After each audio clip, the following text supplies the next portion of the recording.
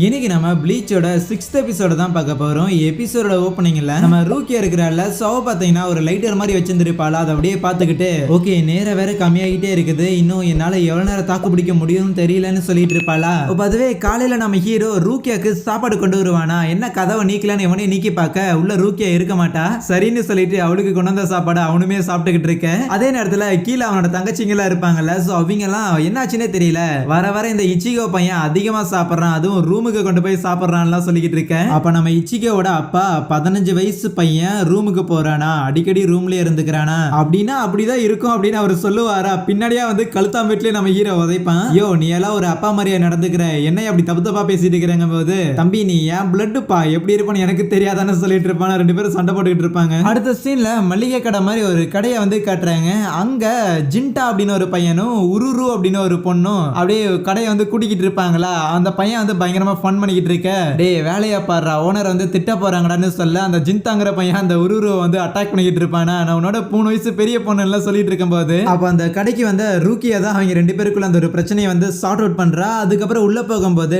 டெசாய் அப்படின்னு ஒருத்தர் இருப்பாரா. ஓ ரூக்கியா நீ வந்திருக்கியா, சரி ஒரு ஓனரை எழுப்புறேன் அப்படிங்கும் போது ஆல்ரெடி எந்திரிச்சிட்டேன்னு சொல்லி அந்த இடத்துல ஒருத்தன் வருவான். ஆனா அவன் பேர் வந்து ஆக்சுவலி இந்த கேரக்டர் இருக்குல்ல, இது இந்த ஜுஜுட்சு கைசன்ல வர கோஜோங்கிற கேரக்டரோட ஒரு டேடின்னு வச்சுக்கலாம். ஏன்னா அந்த கேரக்டரை இன்ஸ்பயர் பண்ணி தான் அந்த கோஜோவியே கிரியேட் பண்ண மாதிரி இருக்கு. ரூக்கியா அந்த கடையில பொருள் வாங்குறதுக்காக தான் வந்திருப்பாளா. ஸோ அப்படியே வாங்கிட்டு இருக்கும் போது அப்ப அந்த சொல்லுவான், நீ என்ன வாங்குறங்கிறதுலாம் எனக்கு வந்து பெருசா கவலை இல்லை, பட் உன்னோட இந்த சாதாரண ஹியூமன் பாடியில இதெல்லாம் நீ பயன்படுத்தினா சம்திங் ஏதாவது நடக்க வாய்ப்பு இருக்குதுன்னு சொல்ல. ஆமா அது எனக்கும் அவேரா தான் இருக்கிறேன், பட் இருந்தாலும் என்னால இந்த ஹியூமன் பாடியை வந்து பெருசா கண்ட்ரோல் பண்ண முடியல, இது வந்து மூவ் பண்றதுக்கு கூட எனக்கு வந்து ரொம்ப கஷ்டமா இருக்குது, ஸோ அதனால இது தேவைப்படுதுன்னு சொல்லிட்டு இருப்பாளா. சரி அதெல்லாம் ஒரு பக்கம் இருக்கட்டும், நான் உங்ககிட்ட ஒரு மேட்டர் கேட்டு வந்தேன்ல, அது வாங்கிட்டு வந்தீங்களான்னு கேட்க. அதுக்கப்புறம் அந்த உருரு அப்படின்னு ஒரு குட்டி பொண்ணு இருப்பாள், ஸோ அவளை அனுப்பி அதை எடுத்துட்டு வர சொல்லுவாங்களா. ஸோ அந்த பொண்ணுமே அங்க இருக்கிற ஒரு பாக்ஸ் வந்து தேடி கண்டுபிடிச்சு அந்த பொருளை வந்து எடுத்துட்டு வந்து கொடுப்பா. அந்த பொருள்லாம் கொடுத்ததுக்கு அப்புறம் எதுக்கோ பார்த்து எல்லாமே வந்து தெரியும்ல அப்படின்லாம் சொல்லி தான் அனுப்பேன். அடுத்த சீன்ல ரூக்கியா கிளாஸுக்கு வருவாளா. அங்க இருக்கிற பசங்களாம் எப்போ போல ரூக்கியா கிட்ட வந்து பயங்கரமா வளைஞ்சுக்கிட்டு இருக்க.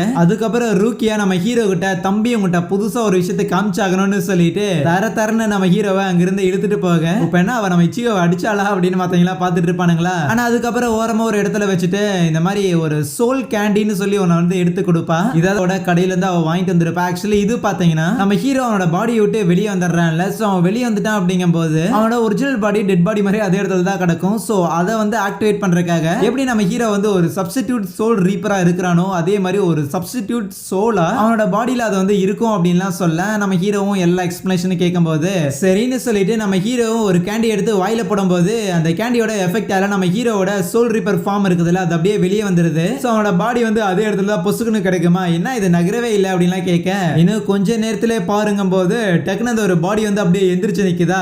என் பேர் தான் இச்சிகோ குராசாக்கி, நான் காலையில நேரமா எந்திரிப்பேன், சீக்கிரம் நேரமா போயிருவேன், எங்க அம்மா பேச்சு தான் நான் ரொம்ப கேட்பேன் அப்படின்லாம் சொல்லுமா. எப்படி பெர்ஃபெக்ட்டா இருக்குதுன்னு சொல்ல, பெர்ஃபெக்ட் இதுல இருக்குது, என்ன பார்த்தா அந்த மாதிரி கிரிஞ்சு பண்ணிட்டு சுத்துற மாதிரி தான் இருக்குதான்னு சொல்லி கத்திக்கிட்டு இருப்பானா. அப்ப கரெக்டா சோல் சொசைட்டில இருந்து இவங்களுக்கு ஒரு மெசேஜ் வரும், ஒரு ஹாலோ வந்திருக்குதுன்னு. சோ ரூக்கியாமே ஓகே இதான் கரெக்டா இருக்குன்னு சொல்லிட்டு அந்த ஒரு சப்ஸ்டிடியூட் சோல் இருக்குதுல்ல, நம்ம இச்சிகோவோட அட்டெண்டன்ஸ் எல்லாத்தையும் நீ மெயின்டைன் பண்ணிக்க, நாங்க கிளம்புறோம் அப்படின்னு சொல்லிட்டு அங்க இருந்து போயிருவாங்களா. ஆனா இவங்க போனதுக்கு அப்புறம் அந்த ஒரு சோல் ஆட்டத்தை நான் ஆரம்பிக்கிறாங்க. அதுவே கடை இருக்கிறாருல, சோ அவர் அப்படியே ஸ்டோர் ரூமுக்குள்ள போவாரா. போய் பார்த்தா அங்க ஒரு மாதிரி இருக்கும். என்ன மேட்டர்னு பார்த்தா அந்த உருருங்கிற பொண்ணு அனுப்பி தானே அந்த ஒரு ப்ராடக்ட் எடுத்துட்டு வர சொல்லியிருந்திருப்பான். சோ டிஃபெக்ட் ப்ராடக்ட் அப்படின்னு சொல்லிட்டு தனியா ஒரு பாக்ஸ் வந்து வச்சிருந்திருப்பாங்களா, அதுல இருந்து பொருள் எடுத்து கொடுத்துருப்பா. சோ அந்த வேலை செய்யாத ப்ராடக்ட்டை வாங்கிட்டு போயிட்டு இப்ப அவங்க என்ன பாடுபட்டு இருக்காங்க அப்படின்னு யோசிக்க, இச்சிகோ பாடியில இருக்கிற அந்த ஒரு சோல் அங்க ஸ்கூல்ல இருக்கிற ஃபென்ஸ் வந்து உடைச்சுடுமா. அப்ப அங்க ஒரு வாத்தியார் வந்துட்டு, டேய் உன் பேர் இச்சிகோ தானே, 9th கிரேட் தானே படிக்கிற, என்ன ஏதோ உடைச்சுட்டு இருக்கேன்னு சொல்லி அவன்கிட்ட பேசலான்னு வரும்போது அவன் அப்படியே ஜம்ப் பண்ணி பறந்தெல்லாம் போயிட்டு இருப்பானா. அந்த ஆளு வாயை பிளந்துருவான். சோ அதுக்கப்புறம் அவன் கிளாஸ் ரூம்ல இருக்கிற பசங்க கிட்ட எல்லாம் வந்து அப்படியே விண்டோ கிட்ட பறந்து வந்து அப்படியே மாஸ்க் காமிச்சுக்கிட்டு இருக்கேன். அங்க இருக்கிறவங்களா எப்படா வந்தான்னு சொல்லி வாயை பிளந்துகிட்டு இருப்பாங்களா.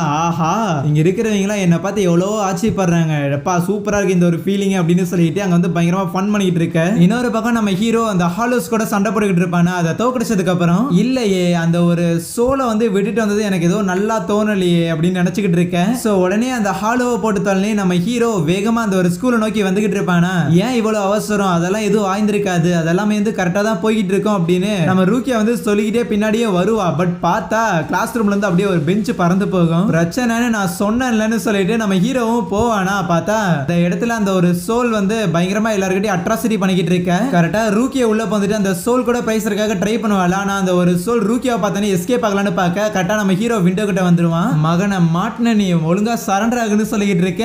அது நம்ம ஹீரோ கூட வந்து சண்டை போட ஆரம்பிச்சிருமா. நம்ம ஹீரோவும் அது கூட வந்து ஃபைட் பண்ணிக்கிட்டு இருப்பான். பட் அங்க இருக்கிறவங்களுக்குலாம் ஏன் இவன் இப்ப காத்துல கைகால ஆட்டிக்கிட்டு இருக்கிறான் அப்படின்னு சொல்லி கன்ஃபியூஸ் ஆக. ஆனா ஒரு பாயிண்ட்ல அந்த ஒரு சோல் நம்ம ஹீரோவை அப்படியே அடிச்சிருமா. அடிச்சிட்டு அது அங்க இருந்து எஸ்கேப் ஆகி போயிடும். இவங்களும் ஃபாலோ பண்ணலான்னு பாப்பாங்க. பட் அது ஜெட் வேகத்துல ஓடிக்கிட்டு இருக்க. என்னதுன்னு நம்ம ஹீரோ பயங்கரமா ஷாக் ஆகும்போது அப்ப ரூக்கியா சொல்றா ஒருவேளை அது வந்து ஒரு மாட் சோலா இருக்குமோ அப்படின்னு. அதுக்கப்புறம் என்ன வேற வழி கிடையாது. அதை ஃபாலோ பண்ணிக்கிட்டு இவங்களுமே அப்படியே கைவிடப்பட்ட ஒரு ஃபேக்டரி மாதிரி இருக்க ஒரு பில்டிங். சோ அந்த இடத்துக்கு வருவாங்களா. நம்ம ஹீரோ புலம்பிக்கிட்டே இருப்பான். சா என் உருவத்தை எடுத்துக்கிட்டு அது பயங்கரமான அட்வான்டேஜ் எடுத்துக்கிச்சு. அங்க இருக்கிற எல்லாருக்கிட்டையும் சா நான் இவ்வளவு நாளா வந்து பேரும் புகழும் வந்து கட்டி வச்சிருந்தேனே, என் இமேஜுக்கு ஒரு பெரிய டேமேஜ் ஏற்பட்டுச்சுன்னா சொல்லிக்கிட்டு இருக்கேன். ஓ கிளாஸ்ல நீ இமேஜ் பில்ட் பண்ற அளவுக்குலாம் வந்து கான்சியஸா இருந்திருக்கியா அப்படின்லாம் அவர் நினைக்க. ஆமா அப்படிதான் அது இருக்கட்டும். என்னமோ மாட் சோல்னு சொன்னீங்க, அதுக்கு என்ன அர்த்தம்னு கேட்க. இந்த சோல் சொசைட்டி இருக்குதுல்ல, சோ அது வந்து ஒரு விதமான ப்ராஜெக்ட் வந்து கிரியேட் பண்ணியிருக்காங்க, ஸ்பியர்ஹெட் ப்ராஜெக்ட் அப்படின்னு. சோ அந்த ஒரு ப்ராஜெக்ட்ல இந்த ஹாலோஸ்லாம் இருக்குதுல்ல, இது எல்லாத்தையும் வந்து டிஃபீட் பண்றதுக்காக சண்டை போடுறதுக்காக அந்த சோல் சொசைட்டில இருக்கிற சோல்ஸை வந்து மாடிஃபை பண்ணி இறந்து போன டெட் பாடிகள்லாம் இருக்கும்ல, சோ அதுக்குள்ள இம்ப்ளான்ட் பண்ணி ஹாலோஸ் கூட வந்து சண்டை போட வைக்கிறதா பிளானா இருந்தது. பட் அந்த ஒரு சோல்ஸ்ல இருக்கும்ல அது எல்லாமே வந்து பயங்கர பவர்ஃபுல். எப்படி நம்ம இச்சிகோட பாடிக்குள்ள இருக்கிற சோல் வந்து வேகமா ஓடலாம் செய்தோ அந்த மாதிரி தான். ஆனா டெட் பாடிகளுக்குள்ளேயே வந்து ஒரு சண்டை வந்து ஒரு பெரிய வார் வந்து கிரியேட் ஆகிற மாதிரி இருக்க. இந்த ஒரு ப்ராஜெக்டை கைவிட்டுட்டாங்க. இனிஷியல் ஸ்டேஜ்லயே இருந்தங்காட்டி எல்லா கிரியேட் பண்ணப்பட்ட சோல்ஸையும் வந்து டெஸ்ட்ராய் பண்ணிட்டாங்க. சோ ஒரு சிலது மட்டும் இந்த மாதிரி மிச்சம் இருக்குதுன்னு சொல்லுவாளா. இதை கேட்ட நம்ம ஹீரோக்கு ஒரு மாதிரி இருக்கும். என்னது இஷ்டப்படிக்கு நீங்க பாட்டுக்கு சோலை கிரியேட் பண்ணுவீங்க, அதுக்கப்புறம் என்னன்னா அந்த சோலை வந்து அழிப்பீங்க. இப்ப என்ன நானும் இந்த சோலை வந்து அழிக்கணுமான்னு கேட்க.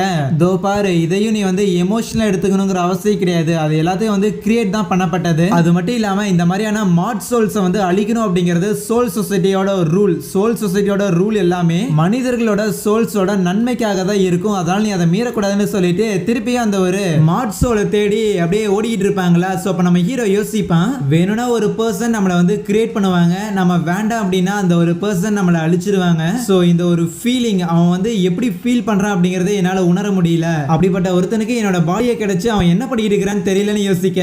அதுவே அந்த மாட் சோல் அப்படியே ஊருக்குள்ள வந்து பயங்கரமா ஜம்ப் பண்ணி போயிட்டு இருக்குமா. அங்க இருக்கிற மக்கள் எல்லாம் ஆச்சரியமா பாத்துக்கிட்டு இருப்பாங்க. சோ இந்த சென்ஸ் ஆஃப் அட்டென்ஷன் வந்து இருக்குதுல்ல, மக்கள் எல்லாரும் நம்மளை பாக்குறாங்க ரசிக்கிறாங்க அப்படிங்கிற விஷயம். சோ இது அந்த மாட் சோலுக்கு ரொம்ப பிடிச்சிருந்திருக்கும். ஆப்வியஸ்லி அது வந்து ஒரு காம்ப்ளிமெண்டரியா இருக்கிறங்காட்டி. ஆனா அப்படி இருக்கும்போது அங்க சில பசங்களா வந்து அப்படியே வீடியோ கேம்ஸா விளையாட்டு இருப்பாங்களா. அப்படி அதை வந்து பாத்துக்கிட்டு இருக்கும்போது அந்த பசங்களாம் வந்து அதை நான் தான் கிரியேட் பண்ணேன், நான் எப்போ வேணும் அழிப்பேன், வேணும்னா அதோட பெட்டரா கூட ஒன்னு கிரியேட் பண்ணுவேன் அப்படின்னு சொல்லிட்டு அவனுங்க கேம்ஸை பத்தி பேசிக்கிட்டு இருப்பானுங்களா. இதை கேட்டு அந்த மாட் சோல் கடுப்பாயிருவான். என்னையா கிரியேட் பண்ணி என்னையா அழிக்க பாக்குறீங்க, இந்த ஒரு ஐடியா இருக்கிறது நல்லதுன்னு நீங்க எப்பரா நினைக்கலாம்னு சொல்லி அடிக்கலாம்னு போக கரெக்டா நம்ம ஹீரோ உள்ள போந்துடுறான். ஸோ நம்ம ஹீரோக்கும் சண்டை அப்படியே அந்த எபிசோடையும் முடிக்கிறாங்க.